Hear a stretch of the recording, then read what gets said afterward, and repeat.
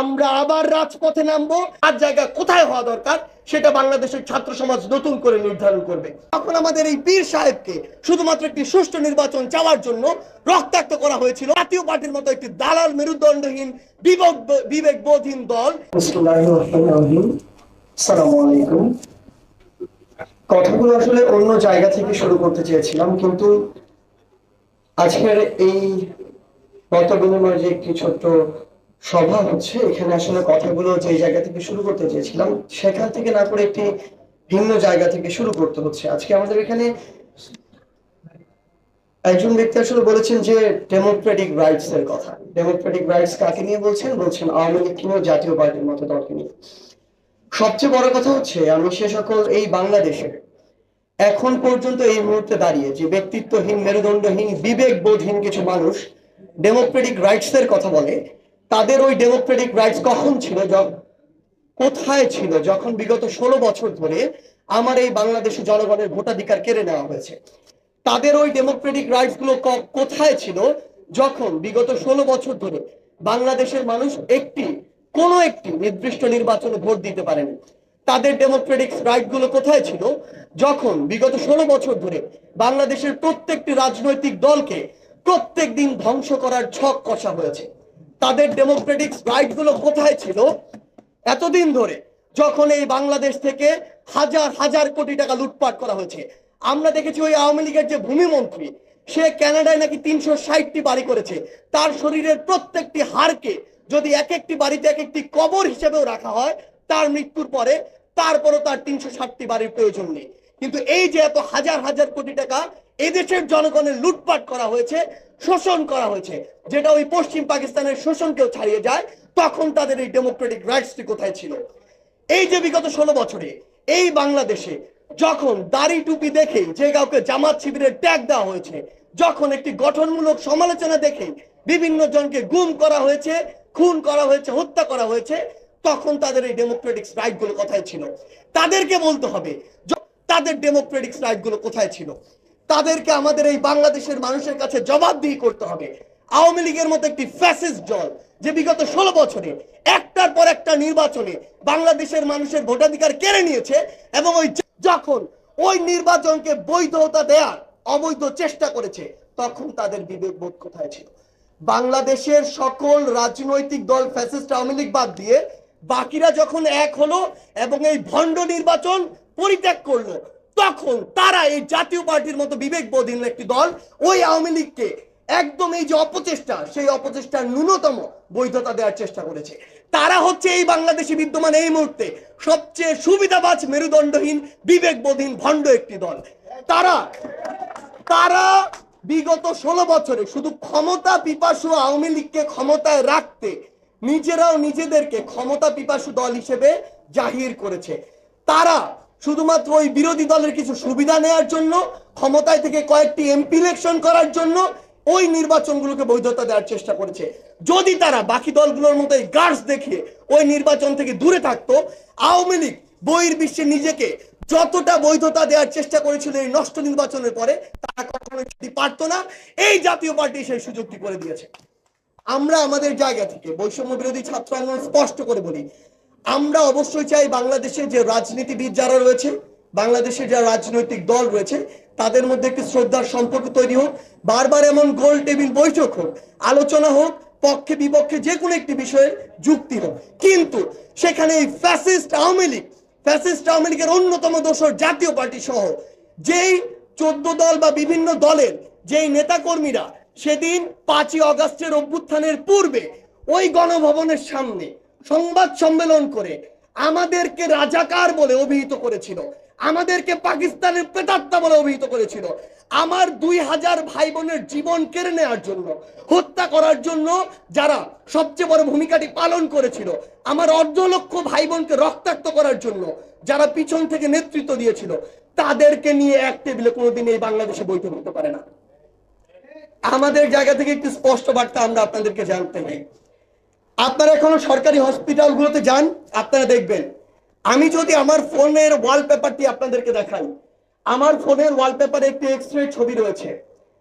একটি 18 বছরের ছেলে, নাম হিমেল, বাসা টাঙ্গাইল। তার একটি এক্সরে ছবি আমি আমার ফোনের ওয়ালপেপারে রেখেছি। তার মুখে যে ছোট বুলেট গুলো 350 বুলেট এখনো আছে তার মুখে। 18 বছরের একটি ছেলে, সে কোন অস্ত্র নিয়ে আওয়ামী লীগের দিকে তাক করেছিল যে তার ফেসের দিকে 350 বুলেট ছুটতে হবে? সে তার দুই চোখ দিয়ে এই পৃথিবী কোনোদিন দেখবে না। এরকম অসংখ্য আমার ভাই বোন রয়েছে যারা এই পৃথিবীর আলো আর কোনোদিন দেখবে না, যারা এই পৃথিবীতে কোনোদিন হাঁটতে পারবে না, ওই হাত দিয়ে কোনোদিন খেতে পারবে না। এই যে কাজগুলো করেছে এই ফ্যাসিস্ট আওয়ামী লীগ, এই যে রক্তগুলো ঝরিয়েছে এই ফ্যাসিস্ট আওয়ামী লীগ, এগুলোর হিসাব না দেওয়া পর্যন্ত এই বাংলাদেশে কোন একটি নির্বাচনে অংশগ্রহণের কথা যখন আসে তখন আওয়ামী লীগের নাম কিভাবে আসে? প্রত্যেকটি হত্যার এবং খুনের হিসাব হতে হবে। যতদিন না হয়, কেউ যদি মনে করে যে আওয়ামী লীগের সাথে অংশগ্রহণমূলক কোন একটি নির্বাচন সামনের বাংলাদেশে নিকট বর্তমানে হবে, নিকট ভবিষ্যতে হবে, আমরা বৈষম্য বিরোধী ছাত্র আন্দোলন আপনাদেরকে বলছি, আমরা আমাদের জায়গা থেকে কিছু জিনিস স্পষ্ট বলি। ফ্যাসিস্টের মাথাটি সরেছে, ফ্যাসিস্ট সিস্টেমটি এখন সরেনি। সবচেয়ে বড় গুরুত্বপূর্ণ কথাটি হচ্ছে এই মাথাটি কিন্তু এমন একটি জায়গায় আছে, সেই জায়গা থেকে এই মাথাটি বিভিন্ন এজেন্সির মাধ্যমে হোক, বিভিন্ন দেশের মাধ্যমে হোক, কুচক্র বিভিন্ন রকমের পরিকল্পনা করছে এই বাংলাদেশে আমাদের নিজেদের মধ্যে আগে বিভাজনটা ঘটানোর জন্য। সবচেয়ে গুরুত্বপূর্ণ বিষয় হচ্ছে আমাদের রাজনৈতিক মতাদর্শ ভিন্ন থাকতে পারে, আমাদের কর্ম পরিকল্পনা ভিন্ন থাকতে পারে, কিন্তু যখন ওই একটি প্রশ্ন আসবে, ওই ফ্যাসিস্টরা এই বাংলাদেশে ফিরে আসার কোন প্রকার যদি নোংরা কোনো পরিকল্পনা কিংবা এরকম কোনো অপচেষ্টা করে, আমাদেরকে আবার এক হতে হবে।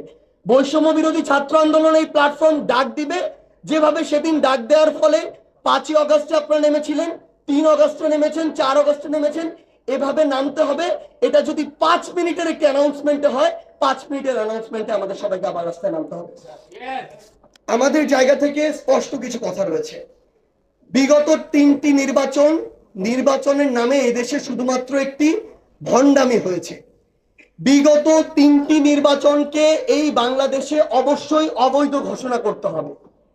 এই 3টি নির্বাচনকে যদি অবৈধ ঘোষণা করা হয়, তাহলে এই 3টি নির্বাচনে পুরো বাংলাদেশের মানুষের যে গণতান্ত্রিক অধিকার ছিল, ভোটাধিকার, সেটি হরণ করার জন্য আওয়ামী লীগের মতো একটি দলকে কেন নিষিদ্ধ করা হবে না, সেই জবাবটি আমাদেরকে দিতে হবে। এবং এই আওয়ামী লীগ যদি বিগত 3টি একটি নির্বাচন নামে প্রহসন করে থাকে, যেটি তারা করেছে, এবং তারা যদি অবৈধ দল হয়ে থাকে, সেই জায়গা থেকে এই আওয়ামী লীগ বিগত 16 বছরে এই দেশের মানুষের ট্যাক্সের টাকায় যত সুবিধা নিয়েছে, সেগুলো কেন অবৈধ ঘোষণা করা হবে না এবং কেন ফেরত দেওয়া হবে না, সেটিও এই বাংলাদেশের মানুষ সহ আপনাদের সবাইকে উত্তর দিতে হবে। এবং আমরা এই বিষয়গুলোতে সবাই আমাদের জায়গা থেকে একমত। আমরা আপনাদেরকে জাস্ট একটি জিনিস বলি, আমি ছোট্ট যে গল্পটি দিয়ে শুরু করতে চাচ্ছিলাম সেটি আবার বলতে হবে। এখানে এহসানুল হুদা ভাই রয়েছেন, তার সাথে আমার প্রথম দেখা হয়েছিল ডিবি অফিসের জেলখানায়। ডিবি অফিসের জেলখানায় যখন আমি আর হাসনাত হাঁটতে হাঁটতে গেলাম, আমাদেরকে হেফাজতে রাখা হয়েছিল অন্য একটি জায়গায়, একটি ছোট্ট একটি রুমে, যেখানে কোনো কিছুর ব্যবস্থা নেই, কোনো কিছুর সংযোগ নেই। সেখান থেকে এক প্রকার তাদের চোখ ফাঁকি দিয়ে আমরা সেখানে গিয়েছিলাম। গিয়ে যখন আমরা দেখি যে বাংলাদেশের রাজনীতিতে যেই মানুষগুলোর নাম আমরা সবচেয়ে বেশি শুনি, জানি, অন্যতম রাজনৈতিক ব্যক্তিত্ব, তাদেরকে ওই জেলখানায় তাদের বিরুদ্ধে যে অভিযোগগুলো খুবই হাস্যকর, সেই অভিযোগগুলো দিয়ে তাদেরকে সেখানে আটক করে রাখা হয়েছে, বন্দী করে রাখা হয়েছে। যেখানে ছিল এহসানুল হুদা ভাই ছিলেন, রুহুল কবির রিজভী সাহেব ছিলেন, শহীদ উদ্দিন এমি চৌধুরী ভাই, আমিনুল ইসলাম ভাই ছিলেন, আন্দালিব রহমান পার্থ থেকে শুরু করে নুরুল ভাই ছিলেন। এই মানুষগুলো তাদের সাথে আমার এর আগে কোনোদিন দেখা হয়নি। কিন্তু সবচেয়ে বড় কথা হচ্ছে এই বাংলাদেশে বিগত 16 বছর ধরে এই যে ভিন্ন কোনো একটি রাজনৈতিক দলের হলেই তাকে রাজনীতিতে পোটেনশিয়াল থ্রেট মনে করে তার বিরুদ্ধে যত রকমের অন্যায় করা যায়, যত মিথ্যা মামলা দেওয়া যায়, এই জিনিসগুলো দেখতে দেখতে তো আমরা এক প্রকার অভ্যস্ত হয়ে গিয়েছিলাম এবং বিরক্ত হয়ে গিয়েছিলাম। একই চিত্র যখন আমরা সেই ডিবি অফিসে গিয়ে দেখি, এটা আমাদেরকে ভীষণভাবে তাড়িত করেছিল। আমাদের মনে হয়েছিল আমাদের আন্দোলন আর কোটা সংস্কারে সীমাবদ্ধ থাকা উচিত না।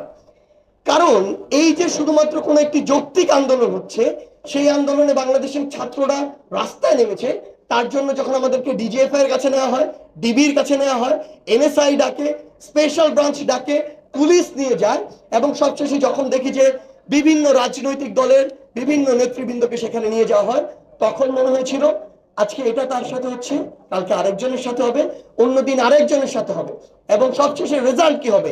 এই বাংলাদেশে যে বিরাজনীতিকরণের চেষ্টাটি করা হচ্ছে, একদলীয় ফ্যাসিস্ট কায়েমের যে চেষ্টাটি, সেটি একদম সিল মেরে দেওয়া হবে এবং সেটিই থেকে যাবে।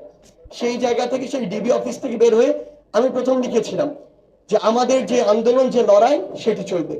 সবচেয়ে বড় কথা হচ্ছে ফ্যাসিস্ট হাসিনা এই দেশ থেকে পালিয়ে যাওয়ার পরে আমরা মনে করছি আমাদের আন্দোলন শেষ হয়ে গিয়েছে।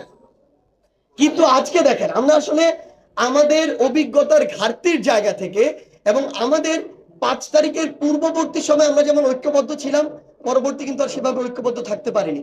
আমরা মনে করেছি আমাদের সবকিছু সফল হয়ে গিয়েছে। আমরা ধীরে ধীরে বিভিন্ন ভাগে, ছোট ছোট বিভাজনে আলাদা হওয়া শুরু করেছি। কিন্তু সবচেয়ে বড় যেটি হয়েছে যে আমাদের কিছু অনভিজ্ঞতার কথাই বলি আর যাই বলি না কেন, বা একাত্মতা 5 তারিখের পর থেকে ঐক্যবদ্ধ না হতে পারার কারণে যেই প্রপার সিস্টেমে, যে বিপ্লবের মধ্য দিয়ে সরকার হয়েছে, সেই বিপ্লবী সরকারটা কিন্তু আমরা গঠন করতে পারিনি। আমরা আমাদের জায়গা থেকে জাতীয় সরকারটাও গঠন করতে পারিনি বলেই এই চুপ্পুর মতো মানুষ এখনো প্রেসিডেন্ট পদে বসে রয়েছে এবং তার মতো মানুষ আজকে বলছে তিনি নাকি শেখ হাসিনার রিজাইন পেপার দেখেননি। কোন সাহসে তিনি এই কথাটি বলতে পারেন?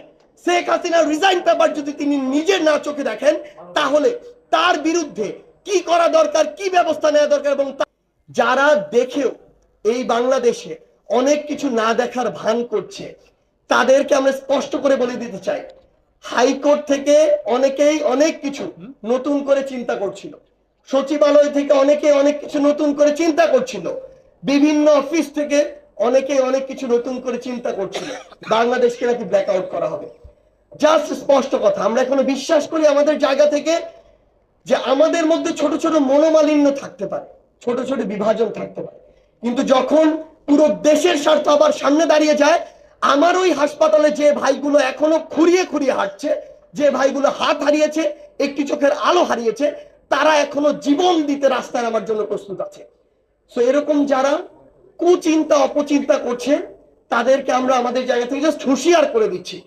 কুমিল্লা বলি, চিটাগং বলি, এই ঢাকার এই যে গুলিস্তান বলি, বিন্দু মাত্র যদি আজকের পর থেকে কেউ কারো জায়গা থেকে ওই খুনিদের আবার পুনর্বাসনের বিন্দু মাত্র চেষ্টা করে, তাদের বিরুদ্ধে ঐক্যবদ্ধ হয়ে ছাত্র জনতা অবশ্যই আবার বাংলাদেশের এই রাজপথে নামবে।